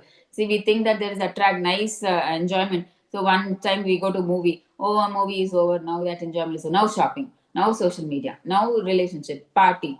So we just keep shifting our focus, but finally we find no happiness here. But we think there is happiness when we change this to this to this, shopping, movies, like that, party, park, like that. We think there is happiness, but there's no happiness here. Even in spiritual life, hopping between, even in spiritual life, we see, oh, this guru is not good. Now let me go to that guru. Okay, this process is good. This spiritual, this will so we'll this philosophy is nice. That philosophy is not nice. Now I this keep there will be no stability. There'll be jumping. Okay, so such greed keeps one bound to samsara. So all these greeds above, they will keep you more attached to this material world, because of which you'll be born here only again.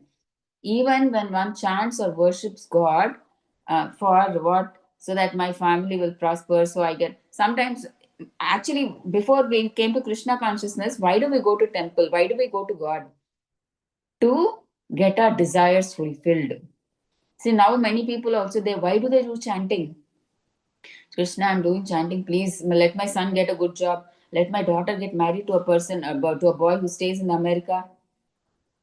Like that, they pray, come to God and pray. They worship or they chant. So this is called Kaitava Bhakti. This is cheating devotion. See, we should do devotion to serve the Lord, not to make Lord serve us. Right? We were actually created. What is our Swarupa? Jivera Swarupa Hoy, Krishnera Nitya Das. We are dasas of Krishna. But how are we treating? We are treating Krishna as a dasa, saying, Sir Krishna, this is our list. Please fulfill this. We are ordering Krishna, do it. This is cheating devotion. This is not bhakti. Okay, we are it's like we are doing business with Krishna. See, I'm chanting Krishna because then you have to give this, like that. So most Prabhupada saying most people approach God for material benefits. So that is not pure devotion. It is business. Okay. So example is worshipping Krishna just to get good marks, wealth, or marriage, success, like that.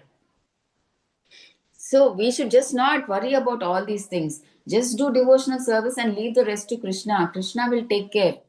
Whether it's getting good marks, we should just do our duty. That's it. Even job or marriage or everything, will Krishna will take care. Like how when we were born, did we know? Oh, I was born. Did we even know that we were born to parents? No, we didn't even know anything until we were 5, 6. Even we didn't know. When Krishna took care of us in the beginning, and at the end he takes care, why not in the middle? He will take care of us definitely. So don't worry so much about that. Okay. So Mukti Laulyam. So second is, first one we saw Bhukti. Now Mukti, great for liberation. See, people who want to merge into the impersonal Brahman. Okay, those people, they are not interested in loving Krishna. They just want to get away from this material world to get relieved from the pains of all these distress and everything. Okay, so they don't want to serve the Lord. Okay, they just want to merge into God and then personal Brahmajyoti, and they want to become one with Krishna. But what is Chaitanya Mahaprabhu saying? Mama Janmani Janmanishware Bhavatad Bhaktir Ahaituki Tvai. See, I don't want liberation. See, Mama Janmani Janmanishware. You give me any number of births. Bhavatat Bhaktir, but I want to do only bhakti. See, I don't want I don't want liberation. You give me any number of birth and deaths, no problem. But in all these births, you give me what? Your causeless devotional service. I don't want mukti. You make me born again, die again, born again, die again. But when I'm born, you make me do your devotional service. I don't want mukti. So devotees are not even interested in liberation. Okay, so Prabhupada, what is he explaining? The devotees do not want to become one, to become God or merge into God. They want to serve God eternally. See, when you merge into God in that Brahmajyoti, you think God is light. So how can you serve God? You can't serve God, right? Okay, so that is like Prabhupada says. So the devotees, they don't want to become God or merge into God. They want to serve God eternally. Okay, now last one is we saw bhukti mukti. So we should not have these greeds. Now siddhi laulyam. So this is we saw right powers. That yogi can become small or large. He can walk on water. Some people they can read the minds of people. So they have these yogis and mystics. They have all these special powers. Okay, so what Srila Prabhupada says, all these are called distractions on the spiritual path. Okay, so he says, actually, there is one Prabhupada says about this mystic thing. Actually, he saw, I don't know whether it is Prabhupada's personal experience or somebody's experience or some story, I don't know. But let me just tell it to you. Prabhupada says this. He actually saw a mystic who was walking on water. So to get that siddhi, he practiced, he did that yoga for 10 years. Then he was able to walk on water from this end to that end. So I think Prabhupada asked or someone, I don't know exactly, but please take the gist. So Prabhupada or some other person, he goes to that person and he says, how many years did you work hard to get this siddhi? So that person greatly, he said, I practiced for 10 years. Now I'm able to walk and walk water from this end to that end, I can walk on water. He was feeling very great. But what Prabhupada, who that concerned person said, see, if I just give 25 paisa to this boat person, I will travel from this side to that side. For that, you wasted 10 years of your valuable life. Prabhupada said, and then he walked away. So we should not waste time on all these siddhis. See, he wasted 10 years just to walk on water from this side to that side. For which Prabhupada said, if I just give 25 paisa, this boat person will take me from this side to that side. Right? So we should not waste our valuable time for all that. So, in fact, what Prabhupada said, a devotee doesn't care for all these mystic perfections. His only perfection is to remember Krishna always. Okay. And why do these siddhis, you know what? Why do they do all these siddhis? Because why? They perform meditation or austerities. Why? All these siddhis hoping to show miracles and gain fame. Because they want to become famous. See, because we all are not able to do, and he is able to walk on water, he wants to show off. He wants name, fame. That's why he does, but not with the intention of remembering Krishna. Right? So all these bhukti, siddhi, and what is that? Bhukti, mukti, and siddhi, we should avoid. The greed for all these, we should avoid. Okay? So what should be the pure greed? Bhakti you should have. Laulyam. Bhakti, laulyam we should have. So this is the only laulyam praised by Rupa Goswami. So it is the intense eagerness and longing to attain Krishna's service and love, not for enjoyment, liberation, or powers. So please use your valuable human life just for cultivating Krishna consciousness. Just do tapasya for hardly another 10-20 years, and then your life will be perfected. You will go back to Goloka. If you can just do this tapasya for just this short span. See, we wasted already so much of our life, maybe 30-40 years, right? Just hardly, maybe we have another 10-20 years, or we don't know how many years also we have. Any time we can go. So just give it for Krishna. Don't waste your time in all these material things, hoarding money, all, oh, I want to give it for my generations. Don't, because like how you have earned, you are giving them the opportunity to study, right? They will study, they will get their job, they will do theirs. Why are you bothered about that? You do your duty of giving them good education. That is your duty. So let them take care. Why do you want to even hoard for them generations and generations and generations? Why do you want to do that? Okay, don't waste your time in that. Give time for yourself, your soul. Okay.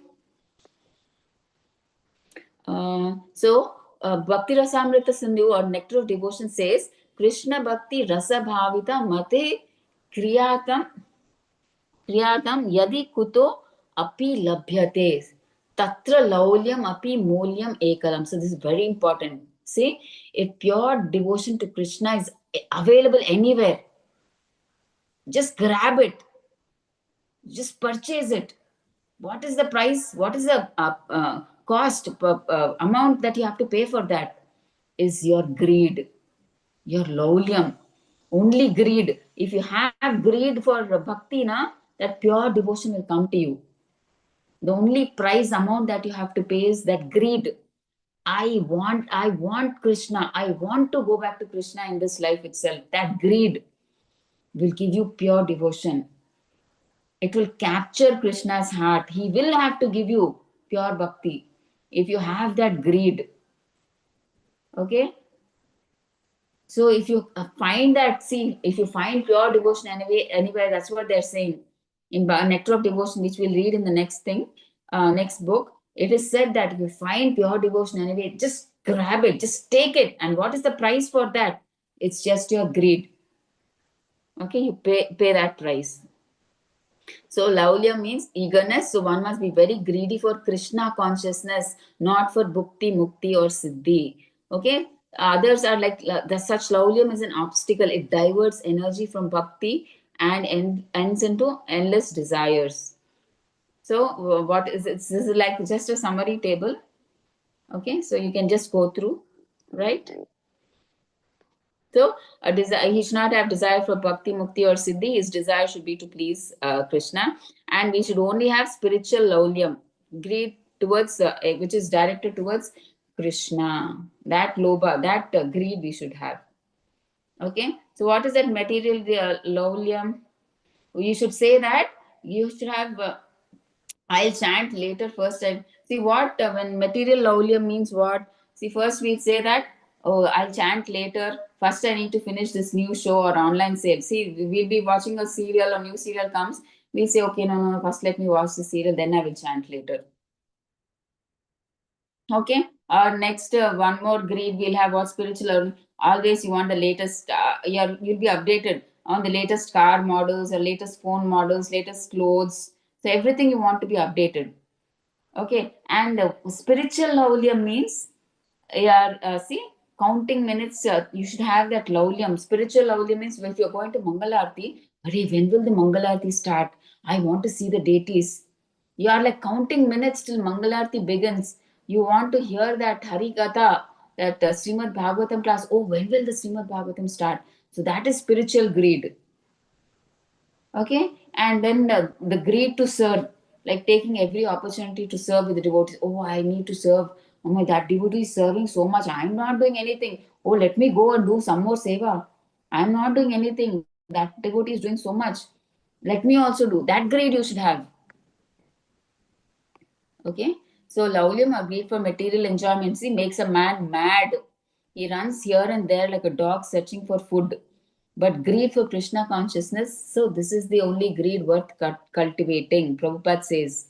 Okay, so material greed binds us to samsara, and spiritual greed, liberates us and draws Krishna's mercy. So, real transformation is when our greed changes its object from matter to Krishna. So that is the only thing you have to do. You have to engage your eyes, your nose, your tongue, your ears, your hands, your legs, just to satisfy Krishna, not to satisfy yourself.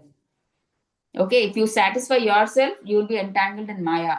If you satisfy Krishna, you will go to Goloka. Right? So, like that. See, now, so summary flow. What happens is basically, see, bad company. So, Janasanga, see, this is like the main thing. If you associate with Janasanga, it will lead you to Prajalpa. You'll be talking nonsense. So, if you talk to normal people, it awakens greed. So, what do material people generally talk about? Money, property, all this gold, everything. So, which awakens greed in us, laulyam. Okay, so which causes us to do prayasa, overwork. See, if we need big apartment, big bungalow, big thing, car, everything, you have to work again, obviously, prayasa, overwork, you have to work. So if you do prayasa, what will happen? Niyamagraha, resulting in loss of balance. So you overwork, so what? You are losing all your, leaving all your, what do you say, rules and regulations. Okay, finally, what happens? Material hoarding, atyahara. You are piling. What at the end of the result is what?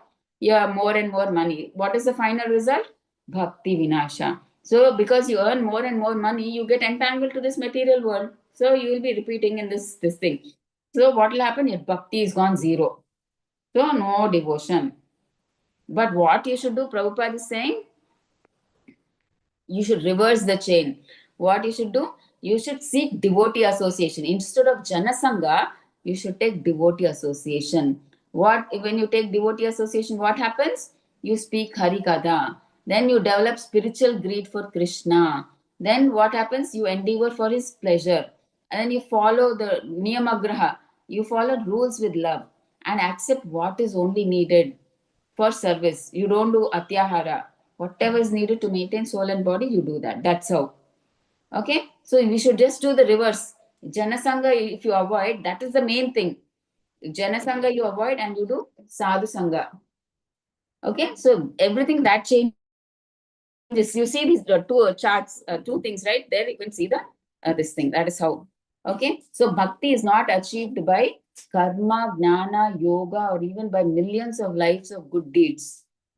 Only by sincere eagerness. See, bhakti is not achieved by doing karma or jnana or yoga, even by millions of lives of good deeds. Okay. Only by, if you have that greed, laulyam for Krishna, is bhakti possible. Okay. And this spiritual.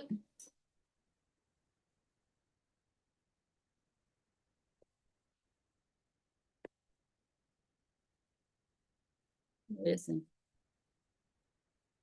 Okay, this laulyam is not material greed, but it's a spiritual longing, a burning desire to serve and love Krishna under the guidance of his pure devotees.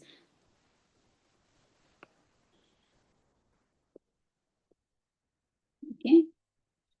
So only how do we get this? Like Prabhupada is saying, this laulyam or greed for Krishna consciousness is the only qualification. Okay, it cannot be achieved by wealth or scholarship. One must simply be mad to have Krishna. Okay, so that's the only thing. Okay. So, what is the practical reflection that we have? See, when a devotee hears about Krishna's beauty, mercy, and pastimes, and he begins to think, I must have this Krishna bhakti, whatever it takes. So, that is the beginning of Laudyam. Okay, the real currency of spiritual life. So, it's the divine restlessness that replaces all our lower desires. Okay, so somehow we should think, okay, somehow I have to go back to Krishna in this Janma. So that is my goal. I will do whatever it takes. That greed is needed. Only then we can go forward in this spiritual life. Okay, so bhakti cannot be earned, it must be yearned for. The only prize is laulyam, spiritual greed. So when you have that strong greed, then only you can achieve. Okay. Actually, there is a lot more.